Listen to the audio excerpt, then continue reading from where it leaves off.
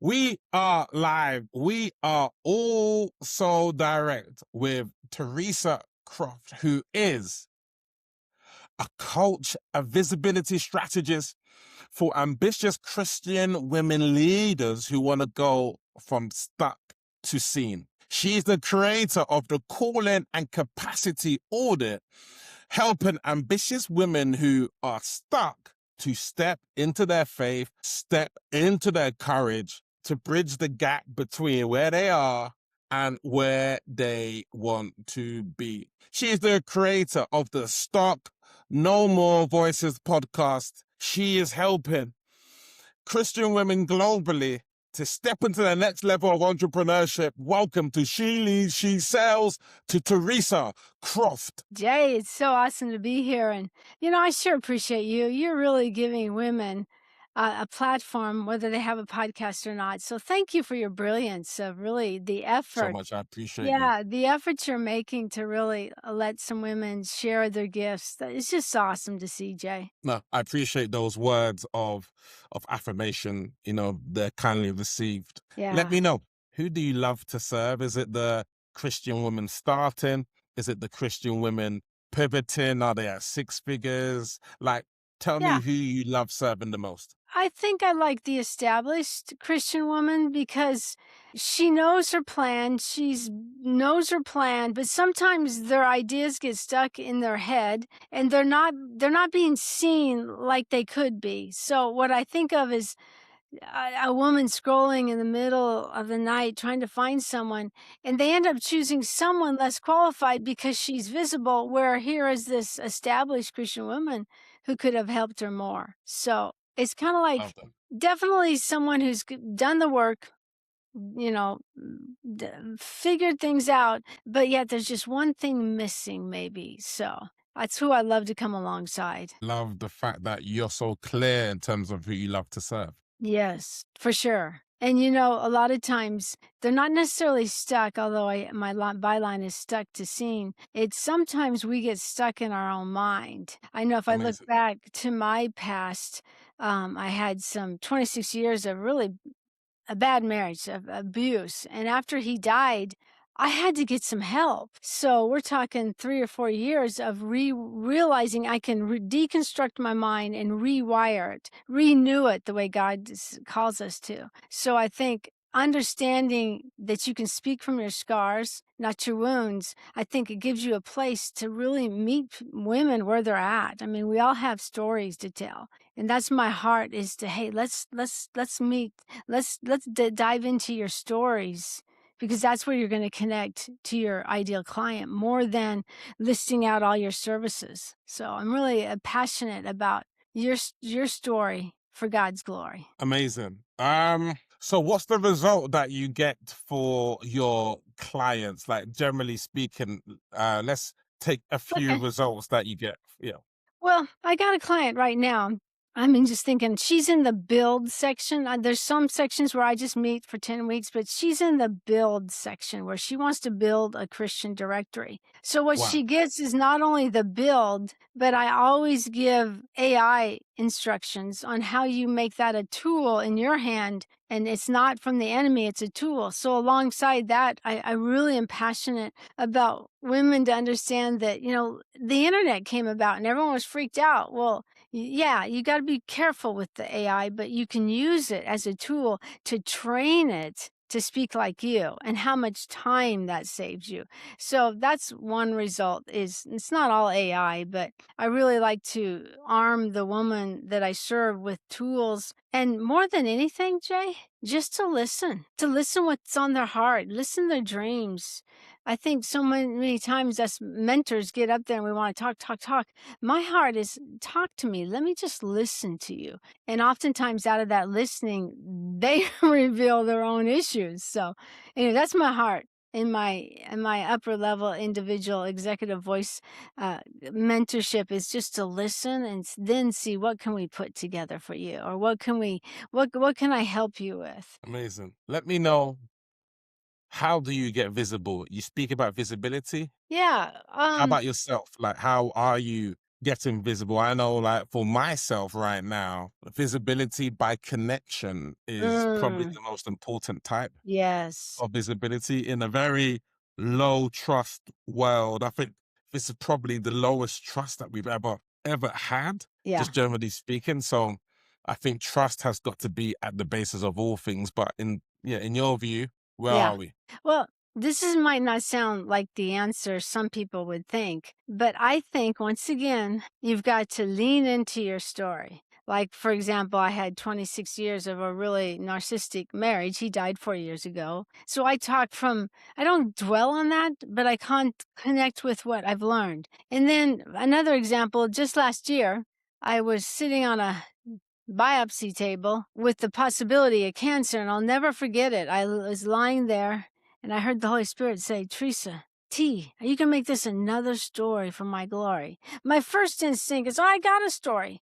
But then I said, yes, Lord. And that yes carried me from the biopsies to the MRIs to the incisions. So I connect with what I've gone through. Because if all you got is success and you're talking from success, that's not going to attract anyone. But if you're visible and honest and careful with your honesty and vulnerable, you speak from your scars, not your wounds. And people notice that. So to be visible, you need to be trusted. Yes, you need to be seen.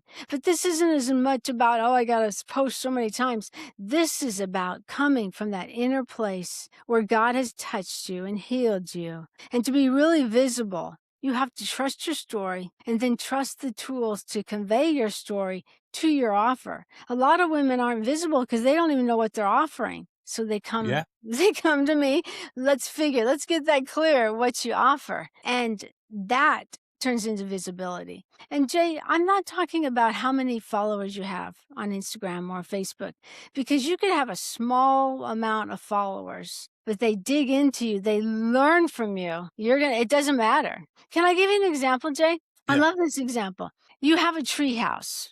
And it might be your offer, it might be your website, it might be something you want them to come. So you have a treehouse, and your seed is your voice. And you don't throw that seed everywhere. You throw it to that area where you know women need that seed. And so Hmm. know that oh, that tastes good. So they may come and fly around your birdhouse because you said something. Your voice was the seed. And then some come in right away into your birdhouse, into your offer, into your opt in. But I really believe that you have something very special.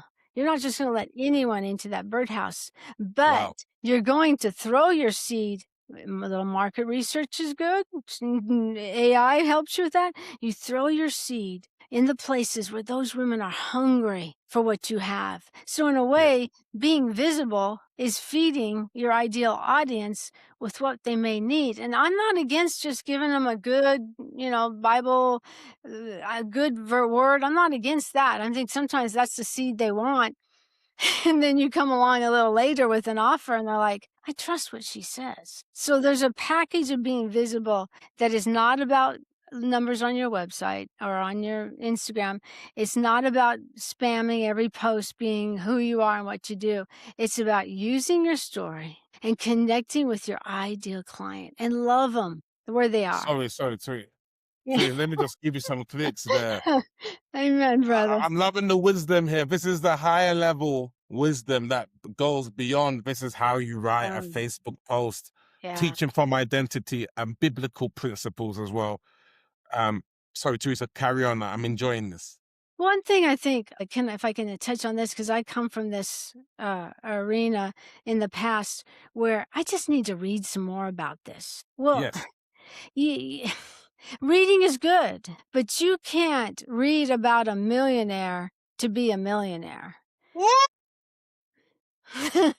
I mean, sometimes women are bless their hearts, especially the ones that are really already successful. They want to get to that higher level. Sometimes that higher level starts right now. How are you a millionaire with how handling your assets as if you're a millionaire? Or maybe you are a millionaire and you want to be a multimillionaire. God bless you. But how do I be a multimillionaire sitting on 1 million? I think the bottom line is how faithful are you with what you have? I think God honors that. Let's Um, go. yeah, that's where I'm trying to walk. I'm really in a recovery process still. It's only been 4 years. My husband did pass. He had cancer at the end, and Sorry.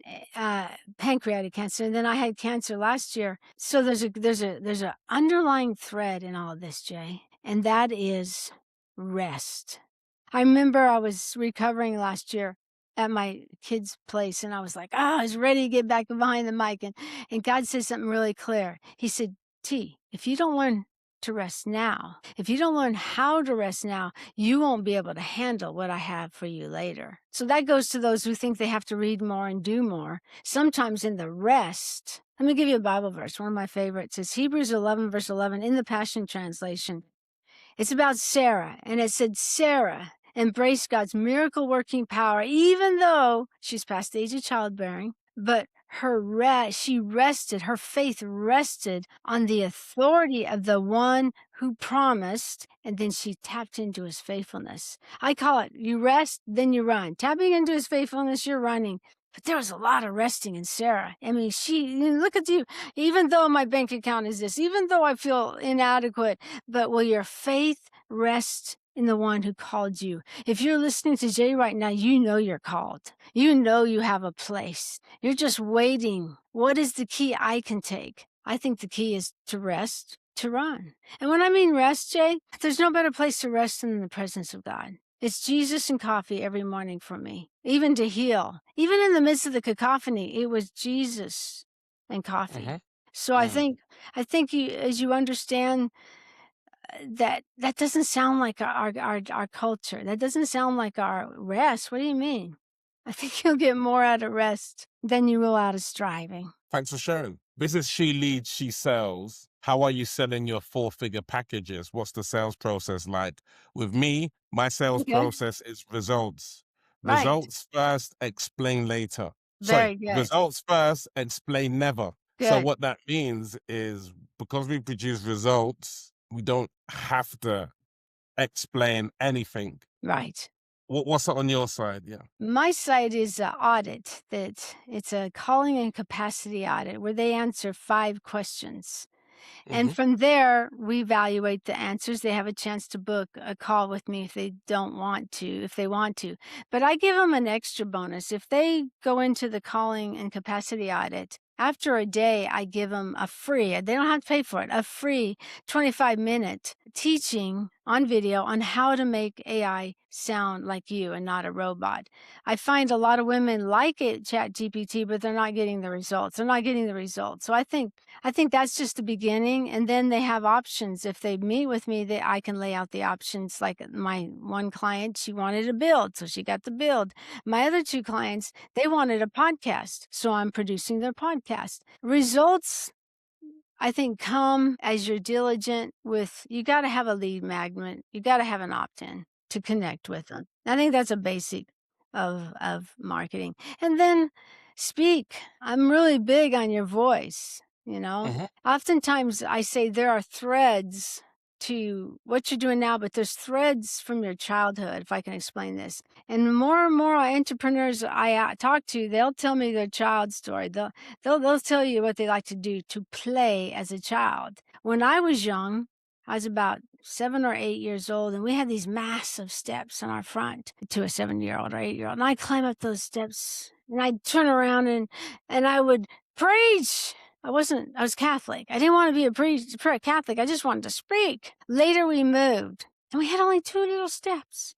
I remember one day going out to play, and I'm like, this is disgusting, 2 steps. But I found an apple cart, tipped that apple cart upward, got on top of that wobbly thing, and I did preach to the birds, the bees, and the apple trees. Hey guys, you need Jesus.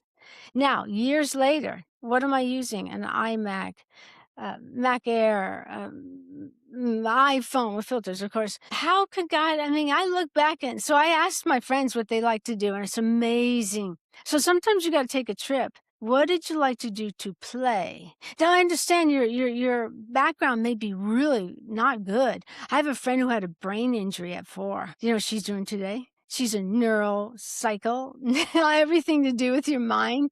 So Mhm. nothing will disqualify you. Sometimes it's, if you had a terrible childhood, it's the process of becoming who you are. That's your story. But what did you do when you liked to play? No ambitions. I think that's a good question you should ask. Your audience should ask themselves, because you may find the wiring that God put in your very DNA to be what you're meant to be on your business. Amazing. Last question. Let me know, how would you like to be remembered? That's good, Jay. I'm all about legacy. Mm. The owner of Hobby Lobby said legacy is not just about dumping a bunch of money on your children. It's about joy, generosity, and love. So I'd like to be remembered as a woman who camped out in the Word a lot, was healed from some terrible things that most people don't get out of, but who always put her trust in Jesus, and she loved Jesus. That's all. Not as a radio announcer. I'm a radio announcer too. I don't want to be remembered as a radio announcer. I want to be someone who used your voice out of the overflow of a relationship with Jesus always. Thank you for sharing. Thank you for your time today. I love your wisdom. Thank you, I love Jay. your calmness. I love your reflections. I love the courage. I love the certainty that you're on the right path and you're really going deep with your work. So it's been a pleasure to connect for a Thank you, Jay. conversation. Yes. Thank you so much for what you're doing for other entrepreneurs. Thank you for giving them a platform for their voice. That is so beautiful. And I pray God blesses you. I pray He does exceedingly more for you, because you are a man who knows how to give. Thank you. Thank you so much. That's it. Teresa Croft. She leads, she sells, and we are out.